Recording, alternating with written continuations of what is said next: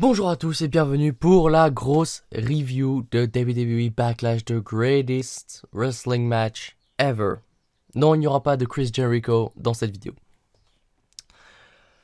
Que dire? Que dire de ce match? Enfin de ce match. On en parlera de ce match, mais que dire de ce pay-per-view? Bah vous savez quoi, je regrette de ne pas avoir été dormir. Hein. Vraiment, c'était un peu une purge ce pay-per-view. Je sais pas, alors je sais pas si c'est moi qui ai jamais réussi à rentrer dans le pay-per-view ou si c'est les gens, ou si c'est les matchs qui étaient nuls à chier en fait. Mais c'était compliqué, hein. C'était compliqué. Donc on est parti pour le premier match tout simplement. Le kick-off, on est parti pour le titre des États-Unis. Eh bah les mecs, peut-être le seul match qui pouvait être vraiment correct, être vraiment bon, Andrade contre Apollo. On pouvait faire des étincelles avec ça. Eh non, kick-off. Ça a duré 8 minutes. On a Andrade qui arrive avec Angel Garza et Zelina Vega. On sent déjà que ça pue un petit peu. Et juste avant que la cloche sonne, on a Kevin Owens qui arrive et qui vient en commentaire. On sait déjà qu'il va se passer quelque chose. Tout simplement. Donc on a vraiment un bon début avec Apollo qui a dominé ce match. C'était du bon catch. C'était vraiment du bon catch. J'ai vu Andrade qui a vendu une petite blessure au genou. Après il l'a vendu mais sans... Enfin vous voyez, il l'a vendu mais ça n'a pas été dans la story du match. Du coup est-ce que c'est une blessure réelle? Je sais pas, j'espère pas. Je vous avoue que j'ai pas été voir les nouvelles. Donc on ne sait pas trop. Alors oui, donc on va passer directement au segment de fin. Hein. J'avoue qu'il y avait du bon catch mais j'ai pas énormément répertorié. Donc on a Apollo Crews qui fait des saltos arrière. Il fait des saltos arrière dans tous les sens le mec. Il tente le tomber. Garza qui fait la distraction sur l'arbitre. Owens qui chope Garza, stunner. Andrade qui essaye de profiter de la distraction d'Apollo qui se dit mais qu'est-ce qui se passe ici? Je suis un heel très con. Enfin, je suis un face très con. Hop, il contre Andrade et puis il part pour son finisher. Une victoire, le champion conserve son titre. 2,5 sur 5 j'ai mis. On lance bien la soirée. Mais j'attendais un peu mieux. Voilà, j'attendais un peu mieux. Mais bon, en kick-off, on peut pas faire de 5 étoiles évidemment. Mais ils sont capables de bien mieux. Ces deux-là, je suis sûr qu'ils sont capables de bien mieux. C'est de très très bons talents. Mais bon, quand t'es en kick-off, évidemment, tu peux pas trop donner. Et puis, surtout quand ton main event s'appelle The Greatest Wrestling Match Ever, il faut que tes matchs soient un peu plus nuls par rapport au main event. Je pense. Pour moi, c'est ma théorie et c'est pour ça que j'ai jamais su rentrer dans ce pay-per-view. C'est que, en fait, ils se sont dit, il faut faire le plus grand match de l'histoire. Mais on va mettre tous les matchs moins bons. Comme ça, le dernier match va paraître énorme. Sauf que moi, j'ai jamais su rentrer dans ce match. Jamais su rentrer dans ce match. On passe donc au show principal. Le show principal, on commence avec la promo en début de show, hein, comme il y a à chaque pay-per-view. Là, ça ne parle que d'Orton et d'Edge. Il n'y a pas un mot pour Drew, pour Bobby, pour Strowman, pour les Iconics, etc. Enfin, il n'y a pas un mot. On s'en bat les couilles d'eux. On s'en bat totalement la race. Que Edge Orton. Donc ok, bon, je sens déjà la grosse soirée arriver. Il y a eu du sel, hein. Je vais jeter un peu de sel, hein. Là je vous avoue. On commence par l'opener avec ce Tag Team Women's, pour ce Triple Threat Tag Team Women's pour les titres par équipe Women's. Tout simplement, c'était un peu compliqué, je me suis un peu emmêlé les pinceaux, mais c'est pas grave. Entre The Iconics, Sasha et Bayley et Alexa Bliss, Nikki Cross. Alors, déjà très bon départ. Ça a duré 10 minutes. Ça a duré 10 minutes. Oui, j'ai été pas con. Parce que d'habitude, je note le début du match et la fin de match tout à la fin. Là, j'ai directement noté le temps. On voit l'intelligence. On s'améliore. On s'améliore. Donc, on part. Déjà, le match commence. Je vois, c'est du 1v1. V1 sur le ring. Très bien. Parfait. Très bonne idée. Il faut qu'ils arrêtent quand il y a un Triple Threat Tag Team Match qui est du 1 contre 1 et qui peut y avoir des tags dans tous les sens. Ça ne sert à rien. Autant faire un Triple Threat, c'est mieux. Donc très bonne idée.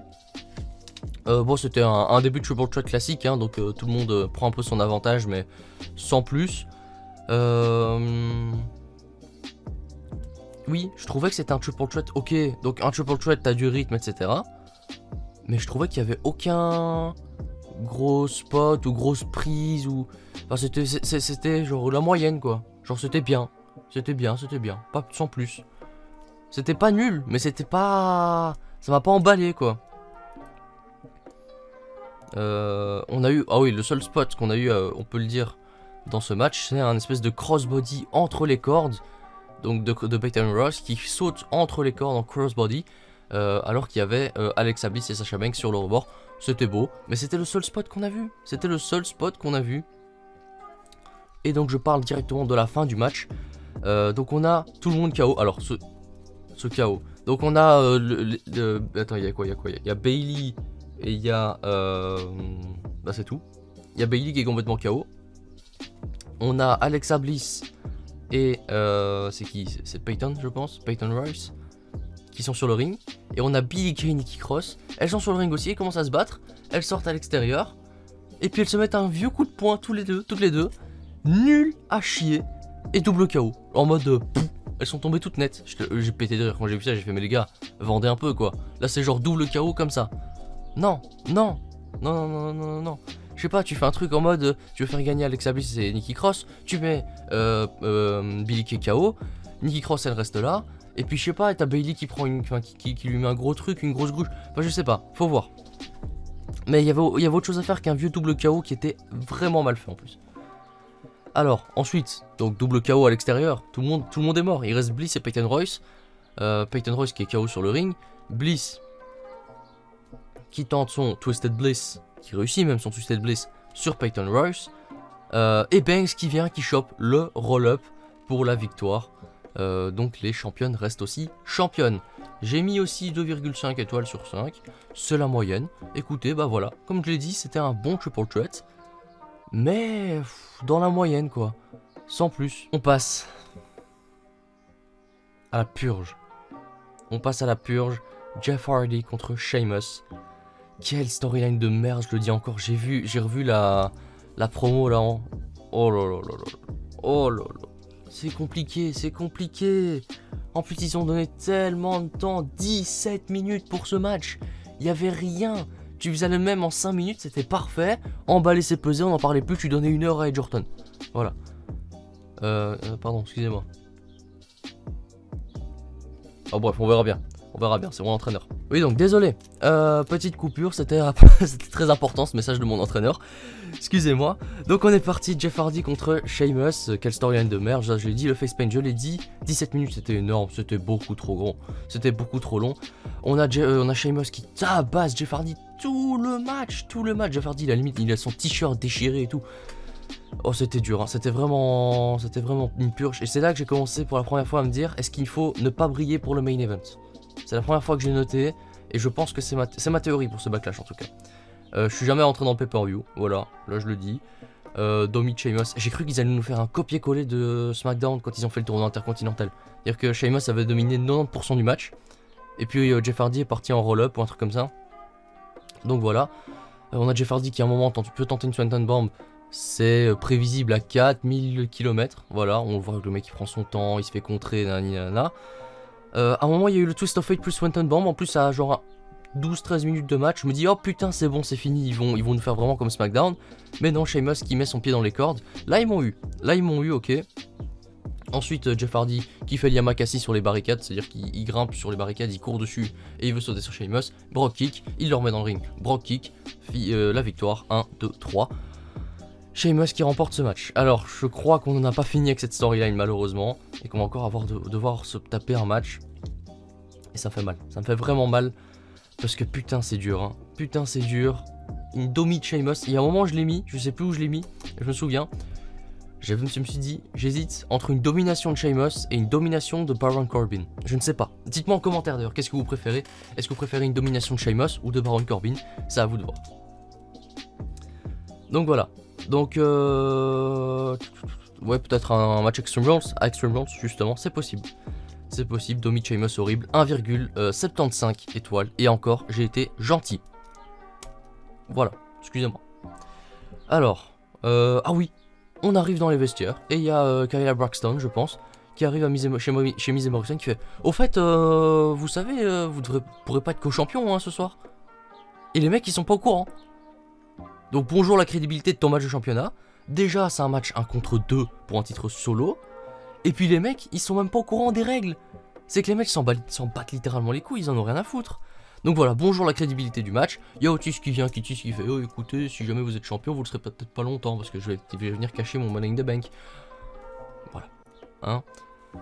On passe à Asuka contre Nia Jax. Asuka contre Nia Jax, mesdames et messieurs. J'ai noté, juste avant le début du match, j'ai noté, si Nia Jax gagne, je cherche un best-of de ces matchs et je le regarde en live. Vous vous rendez compte du truc que c'est? Vous vous rendez compte du truc que c'est? Un live sur le best-of, sur un live reaction des best-of des matchs de Nia Jax. Je pense que vous avez tous envie de le voir. Mais non, heureusement, je ne dois pas le faire. Voilà, 9 minutes de match. C'est pas Nia qui va me faire rentrer dans ce pay-per-view, malheureusement. Les heals qui dominent tous de la même façon, j'avais l'impression. Et ça m'a frappé pendant tout le match. J'avais l'impression qu'en fait, le corps du match, c'était le heal qui domine. Mais sans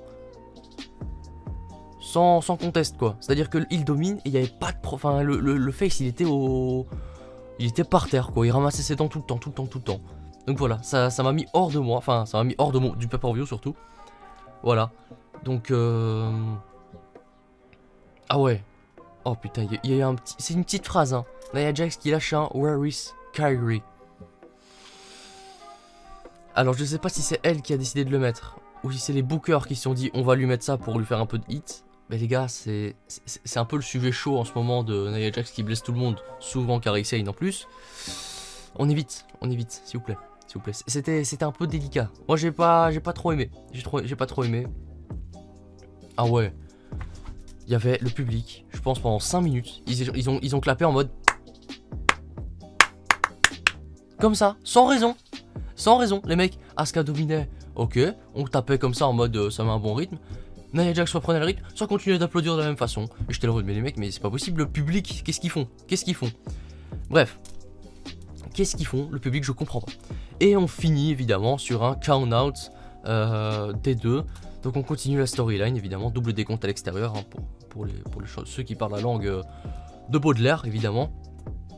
Donc un count-out des deux, la storyline va continuer, je pleure, voilà. Asuka qui reprend la main à la fin du match avec un kick, je pense, sur Nia Jax pour la mettre KO. 2 étoiles sur 5 pour ce combat. Voilà, j'ai pas aimé. On passe à la suite, Miz et Morrison contre Braun Strowman. Est-ce qu'on a vraiment besoin d'une promo d'avant-match? Je sais pas, ils ont mis des promos pour tous les matchs, j'ai l'impression. Mais bon, voilà. On a eu une exclue. On a eu une exclue du nouveau clip de Miz et Morrison. Ça m'a fumé. Il m'a fumé ce clip. C'est un clip où en gros ils parlent de leur match contre Braun Strowman en musique à mourir de rire. En gros on avait le clip, on avait les paroles qui étaient à mourir de rire. Allez voir ce clip. Et on avait la réaction sur le ring de Miz et Morrison. C'était à mourir de rire. On est interrompu par l'entrée du champion évidemment. Et j'ai pas mis le temps. J'ai pas mis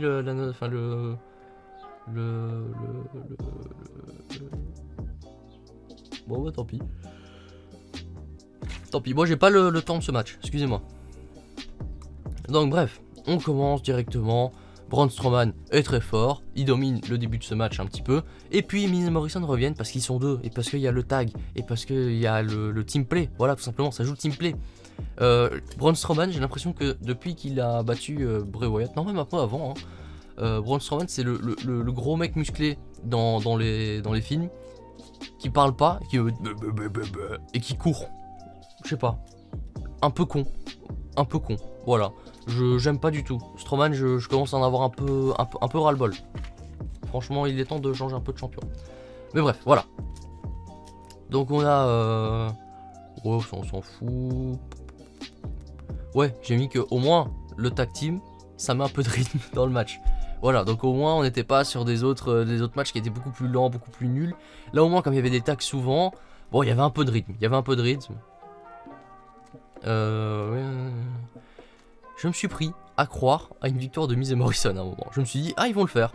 Et ils étaient proches de le faire, tout simplement, parce qu'on avait un espèce de combo avec un Skull Crushing Finale. Et le Miz qui retire John Morrison, qui était l'homme légal. Ah bah oui, parce qu'ils étaient pas au courant qu'il fallait pas être co-champion, du coup ils savaient pas comment finir le match. Ils s'étaient pas mis d'accord sur qui allait gagner, évidemment. Donc bon, le Miz qui retire Morrison de Strowman. y a une petite incompréhension entre les deux. Strowman qui se relève, il est méchant. Running Power Slam. Et on n'en parle plus. Et donc j'ai mis... Qu'est-ce que j'ai mis? Donc le match, ils le perdent, car ils sont pas au courant des règles, et donc il n'y a pas de strat. Voilà. Pour moi c'est ça. Parce qu'ils avaient une strat en mode on va finir co-champion, et puis on lui dit bah en fait vous pouvez pas être co-champion. Enfin bref, on s'en fout, on passe à ça. On oublie ce match s'il vous plaît, 2 étoiles sur 5, parce que j'ai été gentil. Je me rends compte, hier soir, quand j'ai mis les notes, je me disais putain c'est méchant et tout. Eh bah franchement quand je me remets les matchs dans la tête, ça mérite pas ce que j'ai mis. Hein. Franchement, 2 étoiles c'est beaucoup. Bref, on repasse la fin du match intercontinental de SmackDown. J'ai eu une petite larme à l'œil en me disant putain, tu mets tous les matchs qu'on a eu pour l'instant, ça ne vaut pas ce match.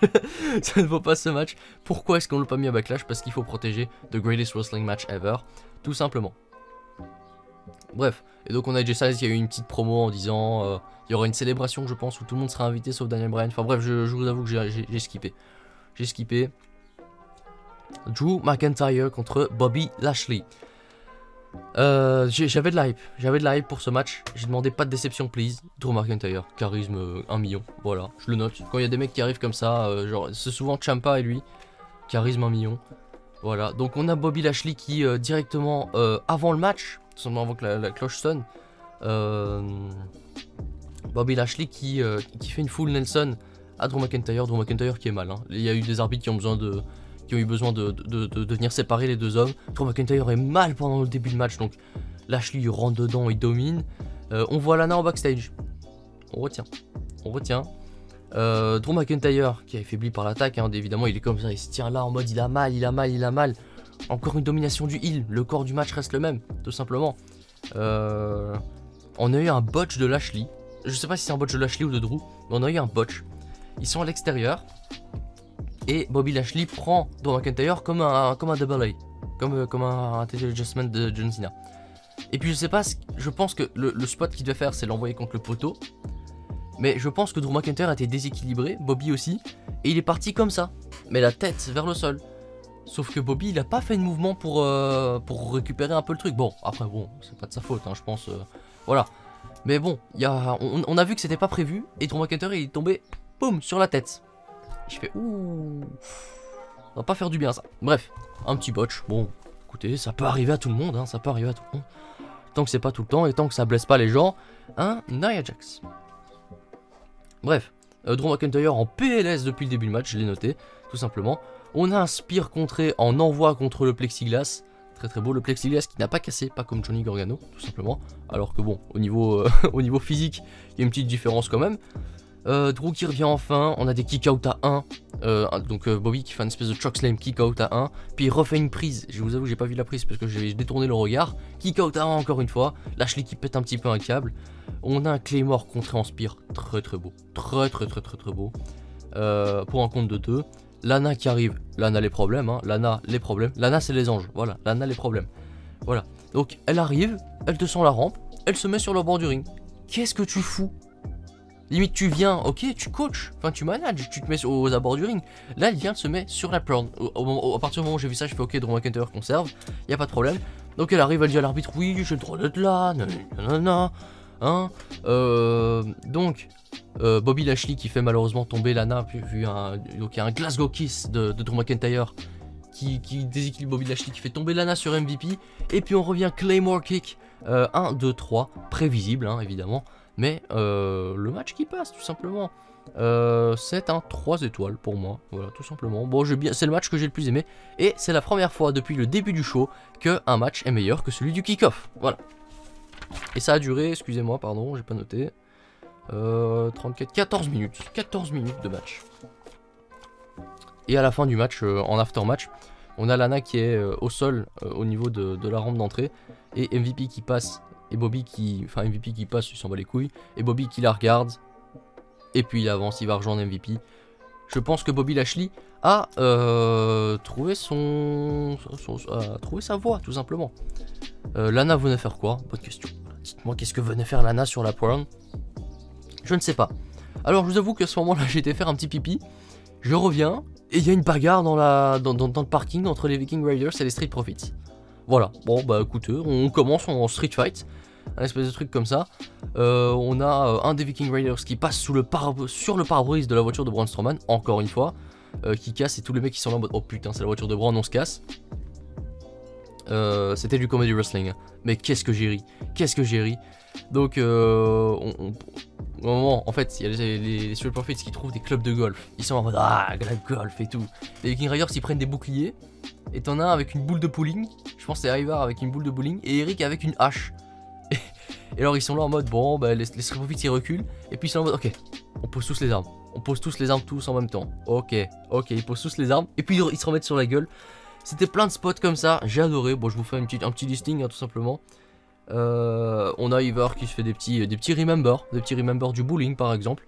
On a eu un strike dans les boules de Montesford tout simplement. Bon, il se fait le rewind du bowling, et puis il voit la boule de bowling, il voit Montesford qui est assis avec les jambes écartées, il fait un petit hop, il met un petit strike dans les boules.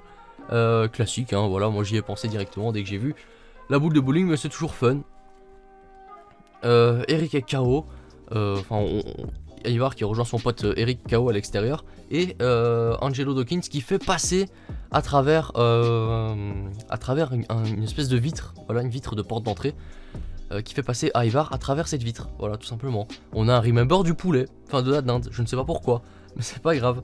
Donc ils sont en train de se battre tous les deux, ils disent bon les gars en fait voilà, ils sont tous KO, ils vont vers le parking, et là on a des bikers qui arrivent, mais pas des bikers américains, des bikers tu sens que c'est pas de la Harley quoi, c'est plus de la Yamaha, etc. Et qu'est-ce qui se passe? On a Tozawa. On a Tozawa qui arrive, et qui dit évidemment la phrase tout ce que vous faites on peut le faire mieux. Et Tozawa en fait il joue le mafioso, le yakuza quoi. Parce que on a bah, du coup des ninjas qui arrivent avec Tozawa. Ne me demandez pas qu'est-ce qui se passe, je ne sais pas. J'ai juste ri. Et donc on a les Viking Raiders et Street Profits qui se disent bon les mecs, là il faut qu'on le fasse ensemble. Et donc on crée l'équipe des Viking Profits. Incroyable. Les Viking Profits, c'est une espèce de fusion entre les deux. Donc on a du coup les ninjas contre les Viking Profits. Les Viking Profits win. Tozawa. Donc on a le match contre les contre les ninjas. Et puis bon, les Viking Profits win évidemment hein. Et puis Tozawa il fait sa technique ultime. Donc déjà il fait une technique en mode hop, il appelle ses ninjas, tu vois. Donc tu sens déjà que c'est Naruto. Et puis il fait sa technique ultime, il appelle le ninja ultime, voilà tout simplement. Sa dernière technique, il invoque un ninja très grand. Un ninja très grand avec un espèce de katana. Bon, Ivar il utilise la force pour prendre une dinde qui était dans... Ne me demandez... Vous vous dites c'est n'importe quoi, allez voir ce segment. Franchement, si vous devez voir un truc de ce backlash, c'est ce segment là. Tout ce truc là, il est incroyable. J'étais mort de rire. Ils m'ont bien fait rire. Donc voilà, donc on a le mec qui commence à dégainer son katana. Ivar il fait en mode... Et puis on voit le poulet qui se déplace, qui saute dans sa main comme ça. Il est là, il est chaud. Et puis en fait il voit que c'est un katana. Et du coup il est là en mode... Ouais non, en fait on va plus courir. Donc il court sur le... il se fuit mais sur le camion. Donc sur le toit du camion. On est où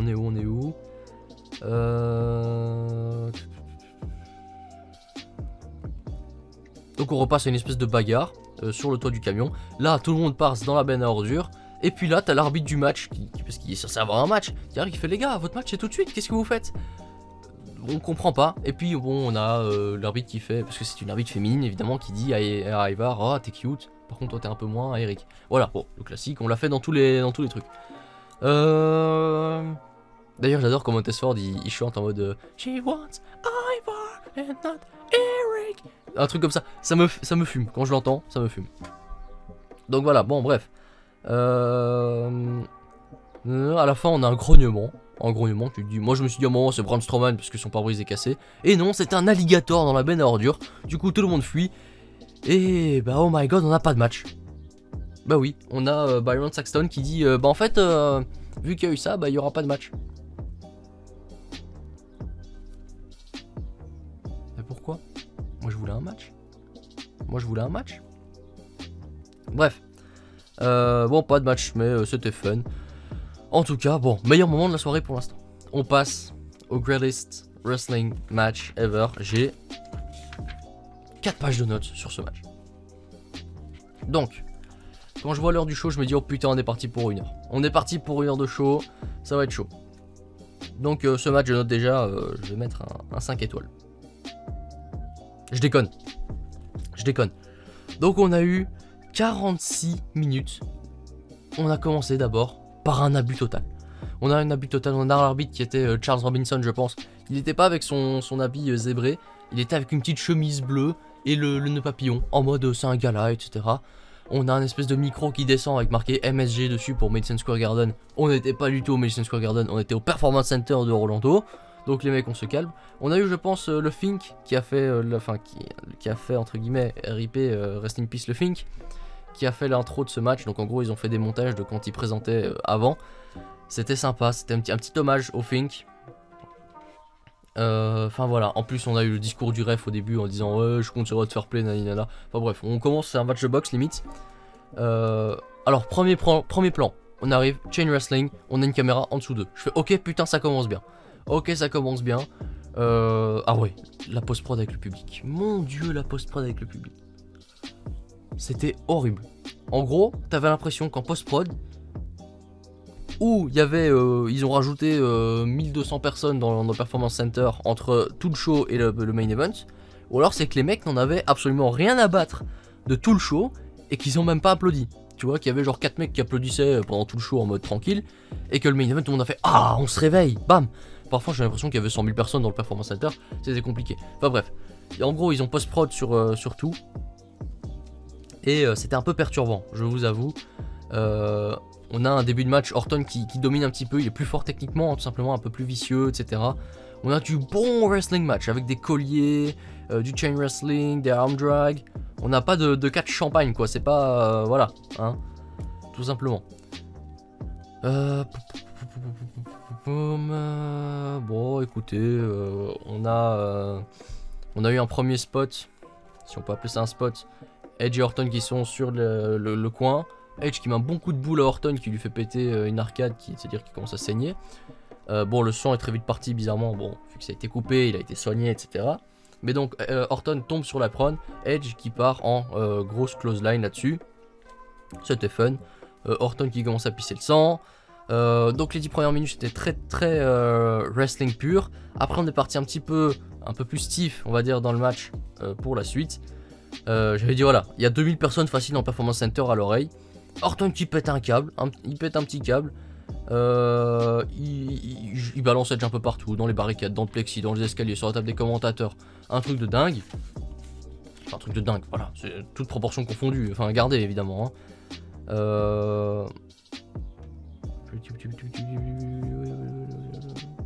Ah ouais, Orton qui fait un petit hommage à Eddie Guerrero.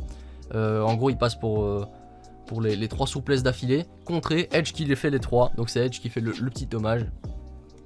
Orton qui est un petit vicieux, hein, tout simplement. Orton qui est un petit vicieux. On a des spots où en mode il chope les mains de Edge.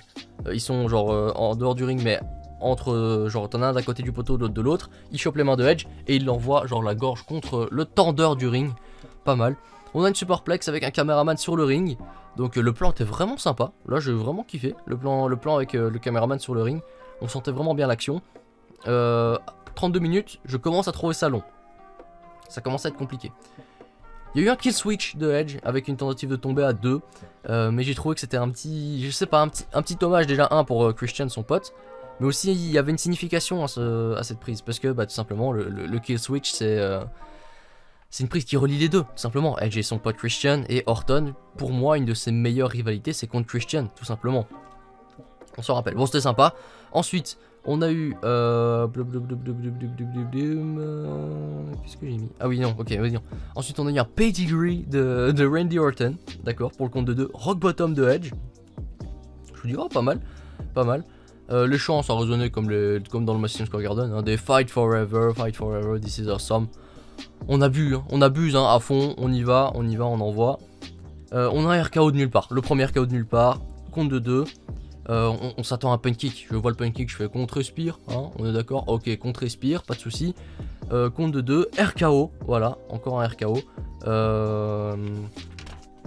Bon, je vous passe, hein, parce qu'il y a 40 minutes de match, je vous avoue que j'avais plus envie de dormir qu'autre chose. Hein. Mais bon, bref, ça c'est la fin du match, quoi. C'est la fin du match, on a RKO de nulle part, le spear, compte de 2.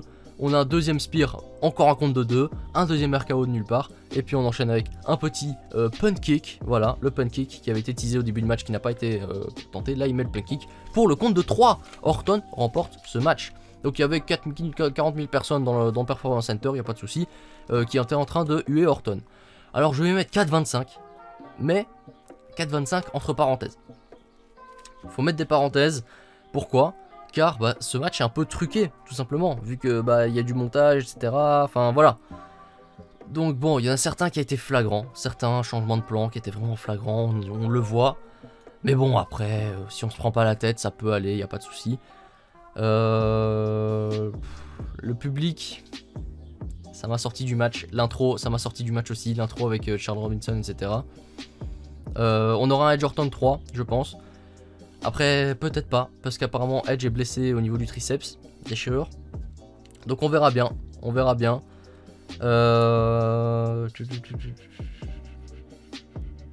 Donc à la fin du match, on a Edge qui, on arrive avec une civière, Edge qui refuse la civière, Orton qui regarde attentivement. C'est la fin de ce show. Donc le match est excellent, comme je l'avais dit, mais bon, voilà, entre parenthèses. Alors, on fait vite fait les pronostics. Alors, j'avais pronostiqué Jeff Hardy, c'est raté. J'avais pronostiqué Braun Strowman, c'est réussi. J'avais pronostiqué The Iconics avec 0,5 points, il n'y a rien qui est passé. J'avais pronostiqué Asuka, c'est pas passé évidemment. Et j'avais pronostiqué un squash, c'est pas passé. Alors j'avais pronostiqué Apollo Crews évidemment. J'avais pronostiqué Drew McIntyre avec plus 0,5 si Lana venait est impliquée dans la fin du match. Donc 1,05, enfin 1 plus 0,5. Et Randy Orton, je l'avais pronostiqué aussi. Ça nous fait 1, 2, 3, 4,5. 4,5. Et vous savez qu'on passe à 11 points. Tout simplement, mesdames et messieurs. Je rappelle, il n'y a encore aucun but dans ce truc. Mais c'est pas grave. En tout cas, ce pay-per-view, j'ai l'impression qu'il était un peu nul à chier à cause du main event. C'est-à-dire qu'ils se sont dit, oh, on va pas mettre trop fort les autres matchs. Comme ça, le main event paraîtra incroyable. Sauf que moi, je n'ai jamais su rentrer dans ce match. Enfin, dans ce pay-per-view. Dites-moi ce que vous avez pensé de Backlash, de Greatest Wrestling Match Ever. N'hésitez pas à me le dire en commentaire. Mettez un petit like tout simplement. N'hésitez pas à vous abonner aussi à la chaîne. Quant à moi, je vous dis à la prochaine. Je vais regarder le show New Japan parce que c'est dans 1 heure tout simplement. On est chaud. D'ailleurs, petite info, je ne ferai pas de review de New Japan parce que tout simplement je ne regarde pas assez que pour m'y connaître et pouvoir faire des reviews tout simplement. Voilà. Bon bref, moi je vous laisse ici. Je vous dis à la prochaine. Ciao tout le monde.